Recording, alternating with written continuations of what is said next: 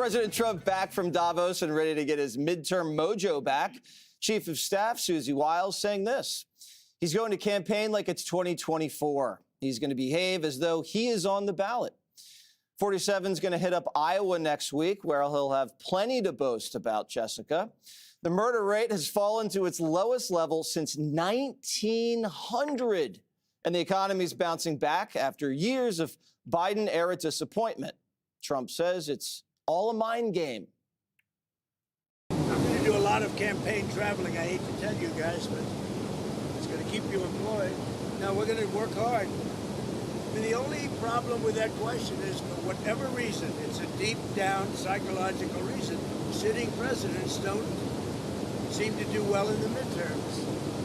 I guess over a 50-year period, they won twice. You'd have to ask a psychiatrist about that. But we should do great. All right, Jessica, I'm going to give you the opportunity to praise the president for overseeing the greatest drop in the murder rate of all time.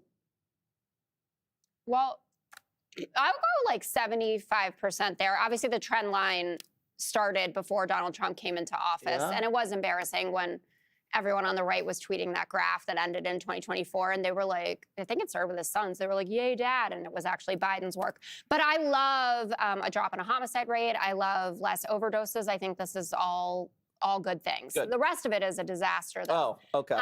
The New York Times Santa poll was so bad for him that he's suing the New York Times. Lowest approval rating, -17 immigration, -18 on the economy, -19 on foreign relations, -29 on cost of living. And for those of you that care about the Epstein files, which is a lot of people, -44. The coalition from 2020 is back intact. So young voters, Black voters, Latino voters, back to usual levels of support for the Democratic Party. And J.D. Vance's speechwriter, I think, hates him because he was talking about the economy. And he had this line, you don't turn the Titanic around overnight. But we all know what happened to the Titanic. Oof. Oof. We do. Sick burn. Paul, the murder rate, we haven't seen it this low since 1900. How old were you back then? I was probably 47. And, you know, in those days, they were like keeping those numbers with a feather quill. Look, the thing that's really significant about it is the fact that it's not necessarily the 1900 number, but the fact that in last year's, parameters, it dropped over 20%. That's the most ever. And if you look at the articles that come out about it in all of the legacy media, it's hysterical. You just watched a couple of first paragraphs where they talk about these metrics.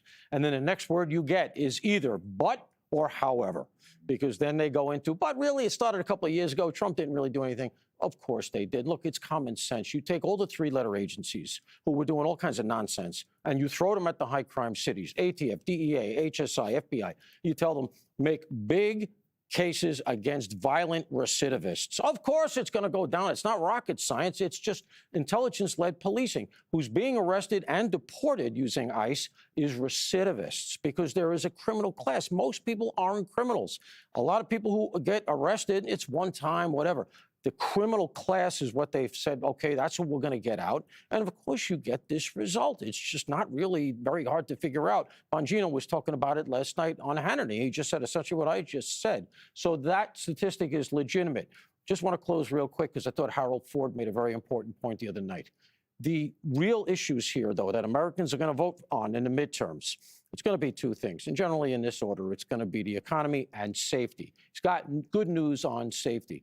He's got to make sure the economic piece starts to hum or at least gets that narrative out. He's going to have to really fight them on that because they're not going to want to say he's doing well because Americans don't vote on foreign policy. Whatever happens in Iran, Cuba, et cetera, it's great historically. We like to talk about it, but nobody votes on it. You're right about that. But he does have record low migration, record low homicide. What do you say on the economy if he hits the trail hard? Well, what I would say is be patient and trust the process, which we're seeing. He's trying to undo basically 4 years of absolute crazy spending, lawlessness, investigations, billions disappearing here and there. It's a lot what's going on. The American people, listen, gas prices are good. I drive this weekend and I was like, hey, thanks, Mr. President. It's always nice when I'm not paying $5 a gallon or $4 a gallon or even $3.25 and I drive diesel. So, I think the problem is this is what I hate, the fact that the president has to do this. Where are the Republican stars? Where are the guys who have been able to benefit over the things that the president and his team and his administration has done. Clearly, we're seeing positive changes. Now, look, I don't care about polls from New York Times. I wonder who they called. When how people feel, how the country feels, the general feeling for those of us who travel from state to state, moods are pretty good. Expectations are high. They're not talking about, at least they know one way or the other how things are going. Because before they had no clue. You had to get all your answers from an Easter bunny. Now you get directly from the source. The president will tell you, you can take it, do what you want with it. But I just think that him campaigning doesn't help the Republicans who are running, because the American people, they're like, well, the president's not in this, so they're not voting for him. And then people have to start voting their neighborhoods and their communities, because most people don't care. They want to vote for the president because they think he can make everything better, but they're not thinking about, if he doesn't have the House and the Senate, given how much the other side spends their entire life existence trying to tear him down, he's not going to be able to do his job. So it's important that these guys who are running for House and Senate, get out and do work. Show him that you can carry it on your own, because if you can't, you're not going to get votes. Midterms, Martha, what are you seeing? Well, I think Tyrus is right that, it's mid-January and the election is in November. There's a lot of time between now and then, and I do think that the administration's bet is that in the first 3 months of this year, first quarter, you're going to start to see some of these tax cuts kick in a meaningful way. And certainly the gas prices is a huge part of this story because it puts more money in people's pockets. It is definitely about the economy. It is not about foreign policy. I would not be at all surprised to see a very laser focus on the economy as the president goes out to Iowa next week and as he starts to campaign. We have seen in the past, though, that it is the candidates on the ground that matter. No one is a better campaigner than President Trump. No one's a better message pusher than President Trump in these environments. But it is very difficult when he's not on the ballot. It is a different story, and he is historically likely to lose some seats in the course of this election.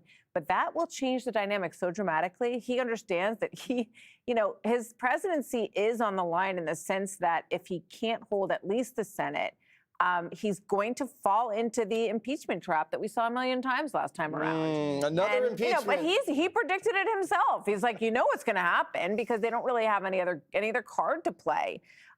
So it's a very delicate dance, and I think it's going to be very interesting to watch. Real quick, would you advise the Democrats impeaching if they take the House, Jessica?